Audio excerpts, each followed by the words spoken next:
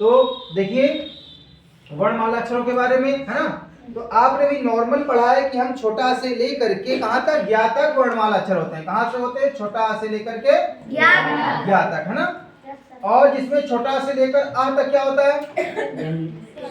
स्वर, है ना, यही तो पढ़ा है। और उसके बाद का से लेकर के ज्ञा तक क्या होता है? व्यंजन। तो अब हम आज पढ़ेंगे, लेकिन इनके बीच में भी कौन कौन सा कैसे बोला जाता है ना। काफी लोग जैसे किसी छोटे बच्चे से कहो कि कहे रा तो बोलेगा ला, कहोगे राम तो कहेगा लाम, है ना, ऐसे बोलते ना। तो कौन सा वर्ड कहाँ से बोलना है इसके बारे में भी आज हम लोग पढ़ेंगे, है ना। तो देखो सबसे पहले क्या है, ये वर्णमाला है। वर्णमाला में दो चीजें होती है, एक तो होता है स्वर और एक होता है ध्वनि, एक होता है व्यंजन। ठीक है, एक स्वर होता है, क्या होता है? व्यंजन। समझ में आया? अब अभी तक मैंने पढ़ा स्वर और व्यंजन को आपने नहीं पढ़ा होगा, कितने भागों में बांटा जाता है ना। तो यहाँ पर देख लो, जो स्वर होता है ना वो दो भागों में बांटा गया। कितने भागों में? दो। पहले को बोलते हैं ह्रस्व स्वर, दूसरे को क्या बोलते हैं? दीर्घ स्वर। तो ह्रस्व स्वर वो होता है जो हमारी जिह्वा है, जीभ है, जो वो ना ऊपर लगेगी नहीं नीचे लगेगी, सीधे मुख से हवा निकलेगी। ठीक है, जैसे जब बताएंगे तब बोलना भी नहीं, अब तुम लोग नहीं बोलोगे, हम ही बोलेंगे। ठीक है, जैसे आ, देखो हवा निकल रही कि नहीं, सीधे हवा निकल रही है। तो और इन वर्णों को बोलने में, इन स्वरों को बोलने में बहुत कम समय लगता है। आ, है ना, इ, उ, री। तो ये जो चार हैं, ये जो चार वर्ड हैं, अ, इ, उ और री, तो ये चार वर्ड क्या है? ह्रस्व स्वर है। तो ये कितने हैं बताओ? चार। तो स्वर के बारे में समझ में, स्वर कितने प्रकार के होते हैं? दो प्रकार के। दो प्रकार में ह्रस्व स्वर कौन कौन सा होता है? छोटा आ, छोटी ई, छोटा उ, री। इसको छोटा आ नहीं बोलते, लेकिन हम लोग समझने के लिए बोलते हैं ना, अ, इ, उ, री। दीर्घ स्वर कितने होते हैं? सात। दीर्घ स्वर कितने होते हैं? सात। एक तो होता है आ, है ना, देर तक बोलते हैं, ई, ऊ, ए, आय, ओ, आ। तो ये क्या कहलाते हैं? ये कहलाते हैं दीर्घ स्वर। क्या कहलाते हैं? दीर्घ स्वर। तो अब इसमें कौन सा बच गया? इसमें बच गया अन, और क्या बच गया? आ। देखो इन अन और आ को बोला जाता, अन को बोला था अनुस्वर। क्या बोला था? अनुस्वर। हाँ, इसको बोलेंगे हम अनुस्वर, है ना, अनुस्वर। और आ को क्या बोलेंगे? विसर्ग। क्या बोलेंगे? विसर्ग। और अन आ दोनों वर्णों को बोलते हैं अयोगवाह। ठीक है, तो इसके बारे में अभी हम आगे पढ़ेंगे। स्वर के बारे में समझ में आ गया? अब हम पढ़ेंगे व्यंजन। व्यंजन कितने प्रकार के होते हैं? पांच प्रकार के। पहला स्पर्श व्यंजन, अंतःस्थ व्यंजन, ऊष्मीय व्यंजन, आगत और संयुक्त, है ना। तो जो स्पर्श व्यंजन होते हैं ना, स्पर्श, वो का वर्ग से लेकर के पा वर्ग तक होते हैं। कि कहां से? कुछ बच्चों को ये नहीं समझ में आ रहा होगा कि का वर्ग सर क्या बता दिए ना। तो का वर्ग देखो, का, ख, ग, घ, अंगा। जब ये पढ़ोगे तो ये हो जाएगा का वर्ग, है ना। फिर चा वर्ग। चा वर्ग क्या होता है? चा, छा, जा, झ, टा, ठा, डा, ढ, अड़, ता, था, दा, दा, ना, और पा, पा, बा, बा, मा। तो ये का वर्ग से लेकर पा वर्ग समझ में आ गया? तो ये वाले जो वर्ड होते हैं ये बोलने में यूज किए जाते हैं, लिखे जाते हैं, लेकिन ये वर्णमाला में नहीं होते हैं। वर्णमाला में ये नहीं। तो इन दोनों को मिलाकर के 25 ये वाले और 2 ये मिलाकर कितने हो गए व्यंजन? 27 व्यंजन हो गए। ठीक है, अंतःस्थ व्यंजन क्या होता है? तो अंतःस्थ जो व्यंजन होते हैं उसमें आता है या, रा, ला, वा। चार होते हैं, याद रहेगा? ये चार होते हैं। ऊष्मीय व्यंजन, ऐसे व्यंजन जिनको बोलने से ऊष्मा निकलती है। अगर आप ठंडक में बोलोगे तो देखोगे कि भाप निकलती है, ऊष्मा निकलती है, तो इसीलिए इसे क्या कहा जाता है? ऊष्मीय व्यंजन। कौन कौन से हैं? शा, शा, फिर सा, है ना, फिर सा, हा। ये चार जो व्यंजन है वो ऊष्मीय व्यंजन है। ठीक है। अब दो ऐसे व्यंजन हैं जो आपकी वर्णमाला में लिखे नहीं होते, ये नहीं लिखे हैं। ये कौन से हैं? जा, जा और फा, यहाँ पर हिंदी रखी होती है। ये कौन से हैं? ये अरबी वर्ड है, अरब से आए हुए हैं ना। फिर है संयुक्त व्यंजन। संयुक्त व्यंजन में कौन सा आ जाएगा? तो छा, त्रा, या, स्रा। इन्हें संयुक्त इसलिए कहा गया क्योंकि ये अलग अलग अक्षरों से मिलकर बने हैं। जैसे छा है, ये जो छा है ये किस चीज से बनकर मिला है? तो का से प्लस सा से मिलकर बना हुआ है ना। त्रा किस चीज से मिलकर बना हुआ है? ता प्लस रा, त्रा, है ना। या किस चीज से मिलकर बना हुआ है? या किस चीज से मिलकर बना हुआ? जा और या, ठीक है, जा और या। तो इस प्रकार से ऐसे ही सा और रा मिलकर सरा बना हुआ है, ठीक है। तो इन चीजों के बारे समझ में आ गया। टोटल मिलाकर स्वरों की संख्या कितनी हो गई? व्यंजनों की संख्या कितनी हो गई? तो इस प्रकार से 52। कितने अक्षर टोटल हो गए? 52। ठीक है, समझ में आया? इसमें याद रखना दो ये वाले शब्द नहीं होते, दो ये नहीं होते वर्णमाला में और एक स्रा नहीं होता। तो ऐसे करके 3 शब्द नहीं होते हैं। क्लियर हो गया? अब आगे बताएं। अब हम क्या किए हैं, इसमें स्वरों का वर्गीकरण कर दिए। स्वर जो होते हैं वो अभी 2 प्रकार के पता चला ना। Yes sir. लेकिन इनको बोलेंगे कैसे, कैसे कहां से बोला जाता है? देखो, स्वरों का वर्गीकरण कहां से बोलेंगे, बहुत इंपॉर्टेंट है ये। आगे आप लोग जब आगे का एग्जाम दोगे ना कोई, तो ये चीजें एग्जाम में आती हैं, तो इसको हम पहले ही पढ़ लेंगे, जिससे कि एग्जाम में जैसे आए वैसे हम इसको सॉल्व कर लेंगे। देखो, अब यहाँ पर क्या करेंगे? स्वरों का वर्गीकरण और उच्चारण कहाँ से करेंगे, उनका उच्चारण कहाँ से करेंगे, कहाँ से बोलेंगे, है ना। देखो, जो कंठ होता है, उच्चारण का स्थान देखो कंठ है ना। कंठ से क्या होता है? एक तो हृस्व स्वर भी बताया ना। कौन कौन सा हो गया? छुट्टा, हृस्व स्वर। तो इसमें ये हृस्व स्वर हो जाएंगे ना। दीर्घ स्वर क्या आ जाएगा? बड़ा आ, बड़ी ई, ए, आई, ओ, आओ, है ना। तो देखो यहाँ पर क्या बताया गया? कंठ से बोलना है, यहाँ से बोलना है। कंठ से बोला जाता है छोटा आ, बड़ा आ, ये कंठ से बोला जाता है। छोटा आ, बड़ा और ये अण, ये कंठ से बोला जाएगा ना। और इसको हम अनुनासिक भी कहते हैं क्योंकि इसमें नाक से भी आवाज आती है ना। ये जो दोनों शब्द होते हैं ये मौखिक स्वर हैं। कौन सा स्वर है? तो ये दो मौखिक है, एक ये मौखिक स्वर है, ठीक है। अब दीर्घ वाला तो पता ही चल गया, सॉरी ये भी पता चल गया। जो मुख के भीतर की जो भीतरी छत होती है उसका जो पिछला सिरा होता है वहां से ये वर्ड बोले जाते हैं। ई, या बोलोगे तो यहाँ से निकलेगी आवाज ई, ठीक है। तो ये इसीलिए इसे कहा गया, क्या बोला गया इसे? तालव्य। क्या बोला गया? और तालव्य का मतलब क्या होता है? मुख के भीतरी जो छत होती है उसका जो पिछला सिरा होता है उसे बोला जाता है तालव्य, है ना। अब दूसरा कौन सा है? मूर्धन्य। मूर्धन्य क्या होता है ये भी समझो। मुख के भीतरी जो छत होती है उसका अगला सिरा, जो ये है इसका अगला सिरा। तो अगले सिरे से क्या बोलोगे? री, री, री को बोलो, आगे से बोलो ना। ए, आई, ओ, ओट से क्या बोलोगे? ओट से क्या बोलोगे? जब तक ऐसे मुंह नहीं बनाओगे, गोल गोल मुंह नहीं बनाओगे तब तक ऐसा नहीं बोल सकते, है ना। कैसा मुंह होना चाहिए? गोल। तो इसीलिए ये क्या हो गया? ये ओट से हो गया। अच्छा, ये चीज समझ में आई? चलो आगे बढ़ते हैं, थोड़ा सा और आपको बताते हैं।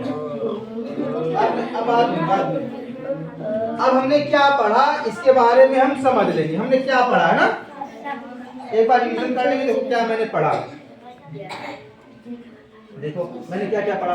तो पहला पढ़ लिया कि जिन वर्णों का उच्चारण बिना किसी अवरोध के साथ में होता है तथा दूसरे वर्णों की सहायता, यानी जो दूसरे वर्ण होते हैं उनकी सहायता नहीं ली जाती यहाँ पर, ठीक है, नहीं होती है, उसे क्या कहते हैं? स्वर। ये बिल्कुल स्वतंत्र होते हैं, इसमें दूसरे वर्णों की सहायता नहीं ली जाती है। अच्छा, जिन स्वरों के उच्चारण में कम समय लगता है उन्हें क्या बोला जाता है? बहुत कम समय लगेगा।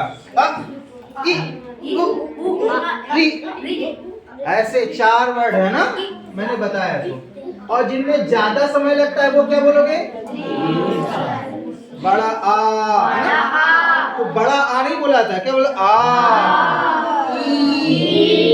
इसमें समय लग रहा है कि नहीं लग रहा है? इसलिए इसे बोला गया दीर्घ। फिर से स्वर मैंने बता दिया 4 होते हैं ना, और इन्हें मूल स्वर भी कहा जाता है। क्या कहा जाता है? मूल स्वर। दीर्घ स्वर पता चल गया कौन कौन से हैं? कितने होते हैं, कोई बता सकता है? कितने होते हैं दीर्घ स्वर? 7। Very good. अब एक देखो ऐसे लिखा होता है, ऐसे करके ना, एक ये मार्क होता है ना ऐसे, इसको अ बोलते हैं। जैसे डॉक्टर, अ डॉ है ना, डॉ ऐसे आता है, डॉक्टर में ये है वाला, तो इसे कहते हैं आगध स्वर। क्या बोलते हैं? आगध स्वर। हाँ, ये विदेशी शब्द है ना। ये जो होते हैं इनको बोला था अग्र स्वर। क्या बोला था? अग्र स्वर। अभी बताया ना, क्योंकि ये मुख के आगे से बोले जाते हैं, इसे अग्र स्वर बोला जाता है। ये बीच में बोले जाते हैं, इसे क्या बोला गया? क्या है? मध्य स्वर। व्यंजनों की संख्या कितनी बताई गई? स्वरों की संख्या, ठीक है। और स्पर्श व्यंजन कितने होते हैं? 27। अंतःस्थ व्यंजन 4। संयुक्त व्यंजन, संयुक्त वाले छात्र कितने होते हैं? 4। तो ये भी समझ में आ गया? Yes sir. आगे बढ़े? Yes sir. चलो अब ये देखो, अभी देखो, अभी तक मैंने क्या पढ़ा? स्वरों का वर्गीकरण ना। अब इसको पढ़ लेना है व्यंजनों का वर्गीकरण। किसका वर्गीकरण? व्यंजनों का वर्गीकरण। अब ये भी समझ लो, बस पूरा क्लियर हो जाएगा तुम्हारा, ठीक है। इसको जैसे ही समझोगे वैसे आपका क्लियर हो जाएगा। बढ़िया, तैयार हो? ठीक है। देखो इसको बीच में कर दो, इसके बाद में हटा देंगे। देखो व्यंजनों का क्या करना है? वर्गीकरण करना, और कहाँ से उच्चारण करते हैं, यही आगे चलकर आपके एग्जाम में आता है ना। देखो सबसे पहले कंठ है, फिर तालव्य है, फिर मूर्धन्य है, दंत, ओष्ठ, वक्ष और दंतोष्ठ। इसमें एक ये चीज होती है, कहा जाता है भैया सघोष क्या होता है, अघोष क्या होता है ना? सघोष और तो पहले समझ लो, जो अघोष वर्ड होते हैं वो किसी भी, जो आपने अभी तक क्या स्पर्श व्यंजन पढ़े? कावर, ये सब पढ़ा ना, कावर, चावर, टावर, ये पढ़ा था। इसका जो पहला अघोष होता है, जो पहला, और जो दूसरा होता है वो अघोष होता है। देखो लिखा है यहाँ पर अघोष, अघोष। तो पहला और दूसरा क्या हो गया? अघोष। और फिर तीसरा, चौथा, पांचवा ये क्या होते हैं? सघोष। बताओ ये क्लियर हुआ? अघोष क्या हो गया? पहला और दूसरा, और तीसरा, चौथा, पांचवा क्या हो गया? सघोष। ठीक है, इसे इसलिए अघोष कहा गया क्योंकि इसको बोलने में कम समय लगेगा। मुख से हवा कम निकलती है, मुख से हवा कम निकलेगी, इसीलिए क्या बोला गया? इसे बोला गया अघोष। सुन, घोष में होता है आवाज। क्या होता है? आवाज। आ माने बहुत कम, कम आवाज निकलेगी, यानी कम हवा निकलेगी। चाहे बोल के तो क, ख, ग, ह, अंग। देखो इसमें कम समय लग रहा है, इसमें ज्यादा समय लग रहा है ना, तो इसीलिए बोला गया अघोष। और ये क्या बोले? ये हुआ अघोष पहले वाले 2 अक्षर और सघोष बाद वाले अक्षर, है ना। ऐसे पहले वाले अक्षर 2, फिर बाद वाले अक्षर। अब एक चीज और समझ लो, अभी हमने क्या पढ़ा? अघोष और सघोष। एक होता है इसमें अल्प प्राण और महाप्राण। देखो मैंने लिख दिया यहाँ पर अल्प प्राण और महाप्राण। अब इसको थोड़ा समझना, थोड़ा सा, केवल कठिन है, ज्यादा नहीं है। जो अल्प प्राण होता है ना, वो होता पहला, तीसरा, पांचवा वर्ड। कौन सा होता है? पहला, तीसरा, पांचवा। तो अगर अल्प प्राण की बात करेंगे तो का, फिर तीसरा कौन सा हो गया? गा, फिर कौन सा हो गया? ये क्या है? अल्प प्राण। महाप्राण कौन सा होता है? तो दूसरा और चौथा, दूसरा और चौथा, दूसरा और चौथा क्या हो गया? महाप्राण। अल्प प्राण कौन कौन सा हो गया? पहला, तीसरा और समझ में? हम यहाँ लिख भी देते हैं, इसे याद रहे। तो अल्प प्राण हम लिख रहे हैं। अल्प प्राण कौन कौन सा होता है बताओ? पहला, तीसरा और पांचवा। और दूसरा और चौथा क्या होता है? महाप्राण। महाप्राण कौन सा होता है? दूसरा चौथा। समझ में आ रही है चीज ना? अब चलो और समझ लो।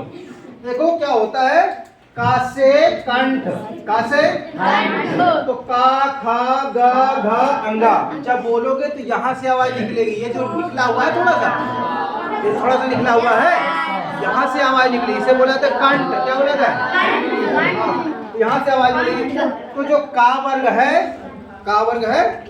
ठीक है, तो का वर्ग कौन सा हो गया? कंठ हो गया ना। दूसरा कौन है? तालव्य। क्या है? मतलब समझ लो, मुख के जो भीतर की छत है ना, उसका जो पिछला भाग होता है, पीछे का जो भाग होता है, उसे क्या बोला था? तालव्य। अब इसमें क्या क्या आ जाएगा? इसमें आ जाएगा चा, छा, जा, झा। पहले कंठ हो गया, उसके बाद दूसरा क्या हो गया? तालव्य। तीसरा कौन सा हो गया? मूर्धन्य। अब मूर्धन्य कहाँ से होता है पहले बताओ? देखो, मुख की जो भीतरी, हाँ छत है, छत नहीं, छत ना, तो जो अगला सिरा है, जो आगे से आवाज निकलती है, टा बोलोगे तो देखो जुबान थोड़ी सी लगेगी। इसे तो तीसरे वाले को क्या बोलोगे? चौथा क्या है? इसे सांद्रो, इसे बोलेंगे, कहीं से भी आवाज मुंह से आएगी। इसे देखो दांत से दंत। इसे क्या बोलोगे? दंत। क्योंकि आगे आता है एग्जाम में, इसीलिए हम बता रहे हैं कि अगर तुम लोगों का फॉर्म भरा जाए कोई भी नवोदय का, 9th में भर सकते हो, या फिर अन्य जो एग्जाम होते हैं तो उनमें ये सब आता है ना। तो ये दंत में क्या होगा? ऊपरी दांतों के निकट से आवाज आएगी ना। ता, था, दा, धा। दोनों ओठों से क्या बोलोगे? इसे कहोगे ओष्ठ। क्या बोलोगे? इसमें क्या होता है? दोनों ओठों को आपको टच करना तब आवाज निकलेगी, है ना। कौन कौन से हैं ये?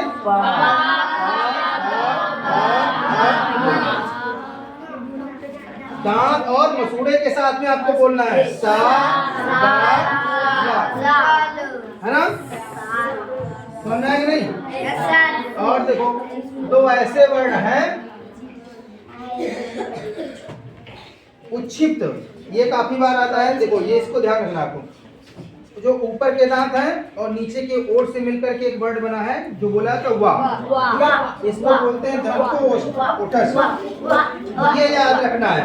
उच्छिप्त व्यंजन कौन सा? दो ऐसे व्यंजन होते हैं जो आपकी वर्णमाला में नहीं है। दो ऐसे व्यंजन आपकी वर्णमाला में नहीं है। कौन कौन से नहीं है? है ना, ये दोनों वर्ड नहीं है। समझ में आया? अच्छा चलो, अब ये बताओ, ये सारी चीजें समझ में आई कि नहीं समझ में आई? आ गई?